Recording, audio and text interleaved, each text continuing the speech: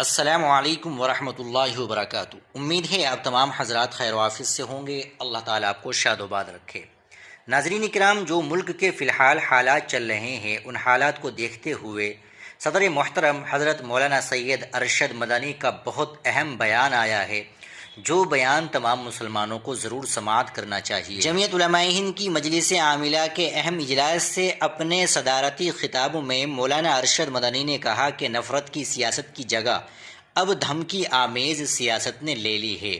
اس کا مقصد صرف اور صرف مسلمانوں کو ڈرا دھمکا کر یہ باور کرانا ہے کہ اب انہیں یہاں ایک مشروط زندگی گزارنی ہوگی، اور جو ایسا نہیں کرے گا اس کی جگہ جیل میں ہوگی۔ اس طرح کی نئی سیاست قانون اور آئین کی بالادستی پر ایک سوالیہ نشان ہے۔ جمعیت علماء ہند کے صدر مولانا ارشد مدنی نے بات جمعیت علماء ہند کی مجلس عاملہ کی 2 روزہ میٹنگ میں اپنے صدارتی خطاب میں کہی۔ انہوں نے کہا کہ اقتدار کے لیے کچھ لوگ امن و اتحاد کے ساتھ ایک خطرناک کھلواڑ کر رہے ہیں۔ سیاست کی اس نئی روش سے پورے ملک میں منافرت اور مذہبی شدت پسندی کی ایک نئی لہر چل پڑی ہے۔ حالات کچھ اس قدر دھماکے خیز ہو چکے ہیں کہ جس کو دیکھو آگ اگل رہا ہے، مسلمانوں کی تذلیل کر رہا ہے اور قانون کے رکھوالے ہاتھ پر ہاتھ دھرے بیٹھے ہیں۔ مولانا ارشد مدنی نے آگے کہا کہ ابھی 5 ریاستوں میں اسمبلی الیکشن ہوئے۔ بطور خاص مغربی بنگال اور آسام میں کھلے عام انتخابی ضابطہ اخلاق کی دھجیاں اڑاتے ہوئے اشتعال انگیزیاں کی گئی اور مسلمانوں کو کھلے عام دھمکیاں بھی دی گئی۔ الیکشن جیت لینے کے بعد بھی دھمکیوں کا یہ مذموم سلسلہ جاری ہے۔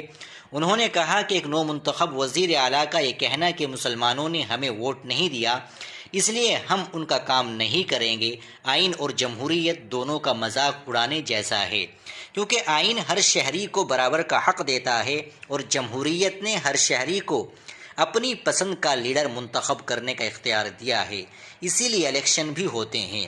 چنانچہ اگر کوئی شہری کسی کو ووٹ نہیں دیتا تو یہ کوئی جرم نہیں ہے، مگر آج کی سیاست میں اسے بھی جرم بنا دیا گیا ہے۔ حکمرانوں نے ڈر اور خوف کی سیاست کو اپنا شعار بنا لیا ہے، لیکن میں یہ واضح کر دینا چاہتا ہوں کہ حکومت ڈر اور خوف سے نہیں بلکہ عدل و انصاف ہی سے چلا کرتی ہے۔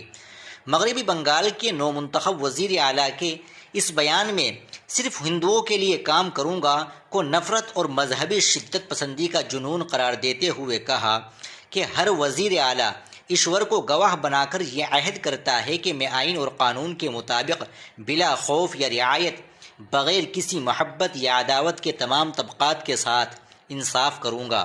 اس عہد کے بغیر نہ کوئی شخص وزیر اعلیٰ بن سکتا ہے اور نہ ہی وہ اس منصب پر برقرار رہنے کا اخلاقی جواز رکھتا ہے۔ مولانا سید ارشد مدنی نے صاف صاف کہا کہ ملک کو منصوبہ بند طریقے سے نظریاتی مملکت میں تبدیل کرنے کی کوشش ہو رہی ہے۔ آئینی اداروں کی بے بسی کی وجہ سے وہ اپنی اس کوشش میں بھی کامیاب ہوتے جا رہے ہیں۔ کئی ریاستوں میں یکساں سول کوڈ نافذ ہو چکا ہے، اب آسام میں بھی یکساں سول بل لانے کی تیاری ہو رہی ہے۔ ایک نوٹیفیکیشن کے ذریعے وندے ماترم جیسے متنازع گیت کو قومی گیت قرار دیا جا چکا ہے۔ بی جے پی حکمرانی والی ریاستوں میں اسے لازمی بھی قرار دے دیا گیا ہے۔ دوسری طرف مساجد، مقابر اور مدارس کو غیر قانونی کہہ کر مسمار کیا جا رہا ہے۔ مدرسوں کو لے کر ہر روز نئے نئے فرمان جاری ہو رہے ہیں، گویا یہ تعلیمی ادارے نہ ہو کر ایسے ادارے ہیں جہاں غیر قانونی سرگرمیاں انجام دی جا رہی ہے۔ انہوں نے کہا کہ جمعیت علماء ہند اس کے خلاف قانونی جنگ لڑ رہی ہے۔ کئی معاملوں میں عدالتوں سے اسے انصاف بھی مل چکا ہے۔ اس موقع پر مولانا مدنی نے اعلان کیا کہ جمعیت علماء ہند جلد ہی مرکزی اور صوبائی سطح پر ایک مدرسہ بورڈ قائم کرنے جا رہی ہے، جس سے تمام مدارس کو جوڑا جائے گا اور مدارس کے تعلق سے پیدا ہونے والے مسائل کو حل کرنے کے لیے اجتماعی کوشش بھی کی جائے گی۔ انہوں نے یہ بھی کہا کہ یکساں سول کوڈ کے خلاف بھی ہماری قانونی لڑائی جاری ہے۔ جمعیت علماء ہند مرکزی کابینہ کے اس فیصلے کو مسترد کرتی ہے جس کے تحت وندے ماترم کو قومی ترانے جن من گن کے مساوی درجہ دینے اور اس کے تمام 6 بند لازمی قرار دینے اور تمام سرکاری اور تعلیمی اداروں کے پروگراموں میں جن گن من سے قبل پڑھنے کو ضروری قرار دیا گیا ہے۔ جمعیت علماء ہند اسے دستور ہند کی بنیادی روح، مذہبی آزادی، سیکولر اقدار اور کانسٹیٹیوٹ اسمبلی کے تاریخی فیصلوں کے سراسر خلاف قرار دیتے ہوئے حکومت سے مطالبہ کرتی ہے اسے فوری طور پر واپس لے۔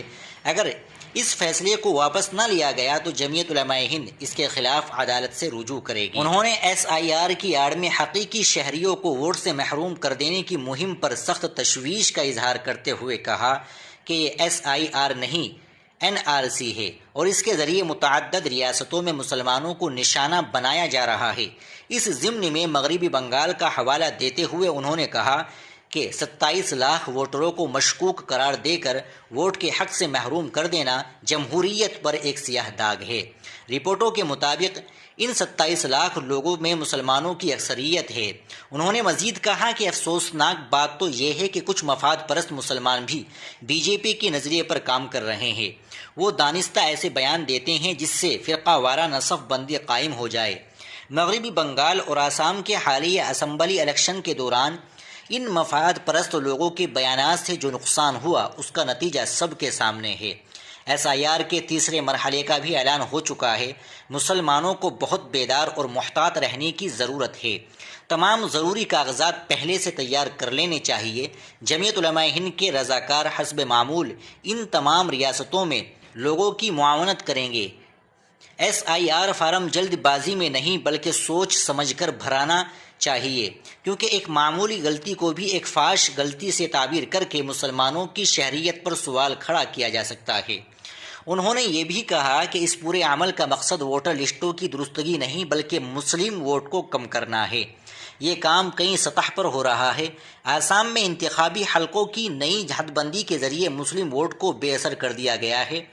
دوسری ریاستوں میں بھی نئی حد بندی کی آڑ میں ایک کھیل شروع ہو سکتا ہے تاکہ ایک مخصوص سیاسی پارٹی کو فائدہ پہنچایا جا سکے۔ ایسا نہیں ہے کہ پہلے جو لوگ اقتدار میں تھے وہ اس میں شریک نہیں ہے، بلکہ انہوں نے بھی مسلمانوں کو سماجی، تعلیمی، سیاسی اور اقتصادی طور پر نقصان پہنچانے کی ہمیشہ کوششیں کی۔ مسلم کش فسادات بھی ہوتے رہے ہیں، لیکن تب میں اور اب میں ایک بڑا فرق یہ ہے کہ اس وقت مسلمان نشانے پر تھے مگر اب اسلام بھی نشانے پر ہے۔ سن 2014 کے بعد جو نئے قانون لائے گئے یا اب بھی لائے جا رہے ہیں وہ اس بات کا کھلا ثبوت ہے۔ موجودہ حکومت صرف مسلمانوں کو نہیں بلکہ اسلام کو بھی نقصان پہنچانا چاہتی ہے۔ یہ سب کچھ عالمی سطح پر بھی ہو رہا ہے۔ مولانا مدنی نے کہا کہ اسلام پوری دنیا میں جس تیزی سے پھیل رہا ہے اس نے اسلام سے عناد اور بغض رکھنے والوں کو خوف زدہ کر دیا ہے۔